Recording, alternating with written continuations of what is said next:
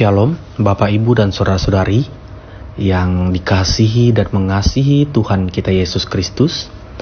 Pada hari ini, hari Kamis tanggal 27 bulan Mei tahun 2021, bersama dengan saya, Vikaris Aji Santoso Mita Limpah, Resort GKE Puruk Cahu, akan mengajak kita di dalam perenungan kebenaran firman Tuhan yang terdapat sesuai Almanak Gereja Kalimantan Evangelis tahun 2021, yaitu Yesaya pasal yang pertama, ayat yang pertama hingga ayat yang keempat.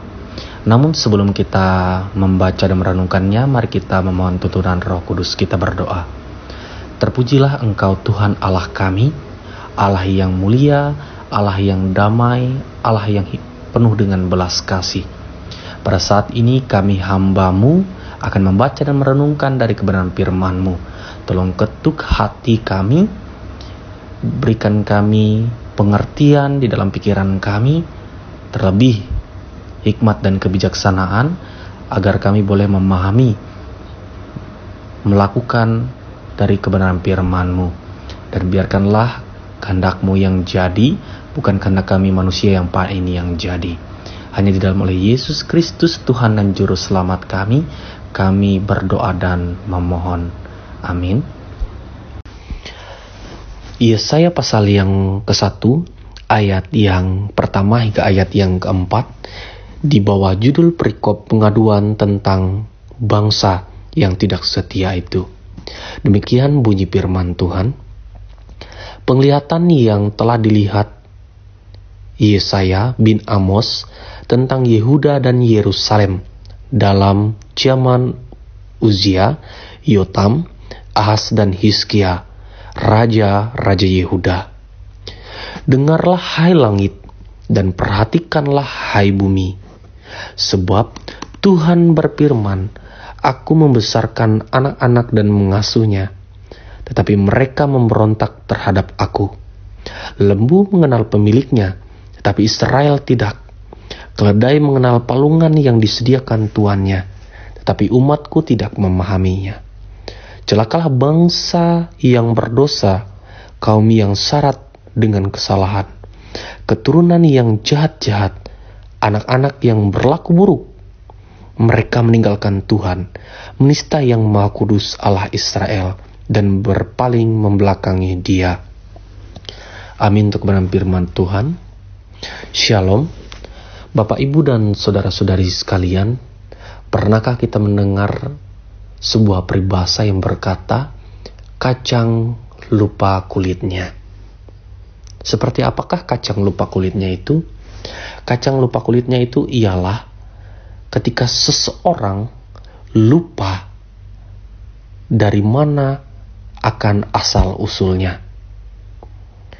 Begitu juga kacang lupa kulitnya itu ialah seperti ketika seseorang mendapatkan kebaikan, mendapatkan dukungan dan pertolongan, tetapi ia melupakan orang yang telah berbuat baik dan menolong ia tersebut. Nah, Bapak, Ibu, dan saudara-saudari sekalian, pantaskah kita samakan kacang lupa kulitnya ini dengan bangsa Israel pada saat itu? Mari kita kembali kepada pembacaan firman Tuhan.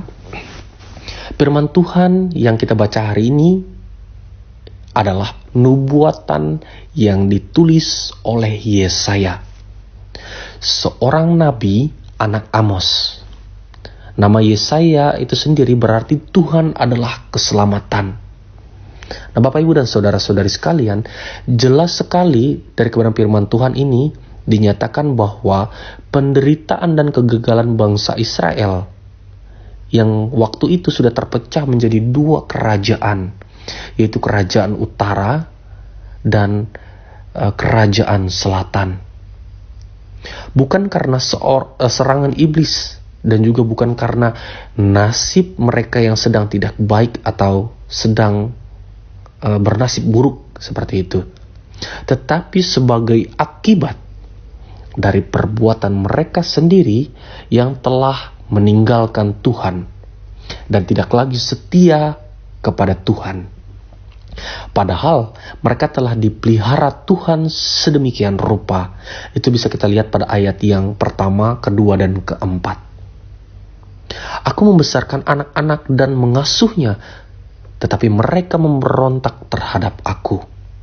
Mereka meninggalkan Tuhan, menista Yang Maha Kudus, Allah Israel, dan berpaling membelakangi Dia. Meskipun berkali-kali ditegur dan diperingatkan Tuhan melalui utusan-utusannya, mereka tetap saja mengeraskan hati dan pikiran mereka. Mereka tidak menghiraukan teguran dan peringatan Tuhan itu, dan lebih memilih untuk berjalan menurut kehendak diri mereka sendiri. Nah, Bapak, Ibu, dan saudara-saudari sekalian, apalagi yang kurang bagi mereka, sedangkan Yang Maha Kudus itu sendiri memilih menghampiri mereka dan menjadi Allah mereka. Tetapi mereka malah memberontak dan menista Dia. Sesuai perjanjian antara Tuhan dan bangsa Israel, Ia mengajar mereka supaya bertobat dan berbalik kepadanya. Itu bisa kita bandingkan pada Imamat pasal yang ke-26, ayat yang ke-14 hingga ayat yang ke-39. Namun apa yang terjadi, Bapak, Ibu, dan saudara-saudari? Bukannya mereka malah bertobat dan menjadi lebih baik. Ajaran itu tidak mengurangi sikap murtad mereka. Sampai-sampai kalau kita andaikan dengan tubuh manusia, tidak ada lagi bagian yang belum dipukul oleh Tuhan.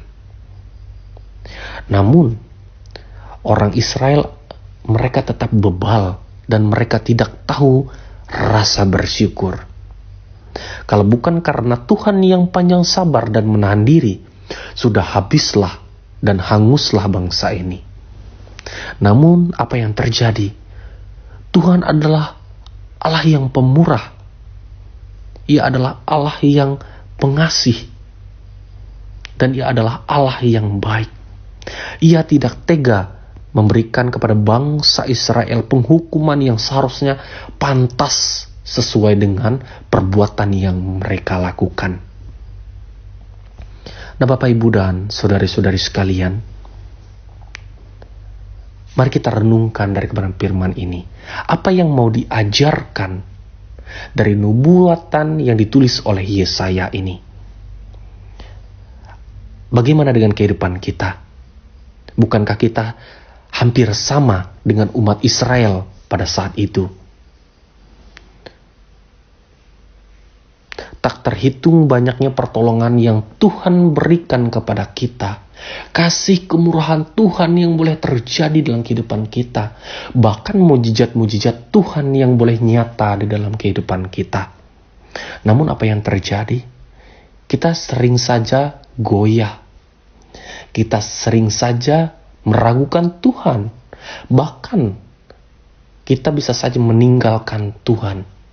Karena masalah, pergumulan, ombak yang begitu besar menghantam kita, yang membuat kita menjadi pasrah dan menyerah. Sehingga kita lupa pada pertolongan Tuhan. Kita lupa bahwa Allah menyertai kehidupan kita. Sama seperti bangsa atau umat Israel pada saat itu. Mereka telah menerima penyertaan daripada Tuhan. Mereka adalah pilihan Allah itu sendiri. Namun, mereka tetap saja bertindak dan berperilaku yang bertolak belakang daripada kehendak Tuhan. Ya, seperti sebuah peribahasa tadi. Kacang lupa kulitnya. Mereka melupakan kebaikan daripada Tuhan. Mereka juga melupakan bahwa mereka adalah umat pilihan Tuhan. Nah, Bapak, Ibu, dan saudara-saudari yang dikasihi dan diberkati oleh Tuhan kita Yesus Kristus, dari kebenaran firman Tuhan ini mau mengajarkan kita supaya kita sadar, supaya kita tetap selalu bersyukur bahwa kita adalah umat pilihan Allah. Kita juga adalah orang-orang yang spesial bagi Allah. Kita juga sudah menerima mujizat Tuhan yang begitu luar biasa. Kita juga telah menerima kasih setia dan kemurahan Tuhan yang begitu tak terhingga. Apakah kita hanya ketika mendapatkan pergumulan, beban yang boleh terjadi dalam hari lepas hari kita malah mengeraskan hati kita. Bahkan kita melupakan Tuhan dan memilih jalan kita sendiri. Kita memilih dengan tujuan yang dituntun oleh kedagingan kita, yang membuat kita menjadi tersesat karena keras kepalanya kita, karena keras hatinya kita. Marilah dari nubuat yang ditulis oleh Nabi Yesaya ini mengajarkan kita, supaya kita jangan mengandalkan diri kita sendiri. Jangan juga kita mengeraskan hati dan pikiran kita, supaya kita tidak tersesat dan kita tidak terjatuh, melainkan kita tetap berjalan searah dan lurus di jalannya Tuhan, sehingga sukacita, damai sejahtera boleh kita terima. Biarkanlah kebenaran firman Tuhan ini mengajarkan supaya kita tetap selalu untuk percaya diri bahwa kita adalah kepunyaan Allah yang berharga daripada ciptaan lainnya, dan kita bersyukur atas pemeliharaan Tuhan di dalam kehidupan kita, dan kita melakukan pertobatan dan berjalan di jalan kebenaran Tuhan. Amin. Untuk kebenaran firman Tuhan, mari kita bersatu dalam doa. Kita naikkan doa syafaat kita berdoa. Terpujilah Allah Bapa, Allah Anak, yaitu Tuhan Yesus Kristus dan Roh Kudus, atas penyertaan daripada Tuhan yang boleh terjadi di dalam kehidupan kami. Kami juga mengucap syukur ya Bapa, karena firman kebenaran-Mu ini boleh ditaburkan kepada kami. Biarkanlah firman kebenaran-Mu ini boleh mengajarkan kami, agar kami selalu setia kepada Engkau. Dan biarkanlah firman kebenaran-Mu ini juga boleh mengajarkan kami, supaya kami selalu boleh bangga dan bersyukur, karena kami adalah milik kepunyaan Allah yang begitu spesial. Kami juga mengucap syukur ya Bapa, dan karena firman kebenaran-Mu ini juga boleh mengajarkan kami, supaya kami tidak berjalan dengan keputusan, dengan pemikiran kami, dari keras kepala, dari keras hati kami, yang dimana ketika kami keras kepala dan kami keras hati, kami bertindak sesuai keinginan kami, kedagingan kami, yang menuntun kami kepada kesesatan, bahkan kejatuhan, bahkan juga maut. Tapi kami yakin dan percaya di dalam pertolongan kasih setia Tuhan, di dalam belas kasih Tuhan, Tuhan selalu pegang kami, tuntun setiap langkah demi langkah yang boleh kami jalani, setiap pemikiran, keputusan yang boleh kami ambil, Tuhan boleh sertai itu, sehingga kami boleh berjalan dan hidup di dalam kebenaran dan kemuliaan Tuhan saja. Tuhan Yesus Kristus, pada saat ini kami mau menaikkan doa syafaat kami,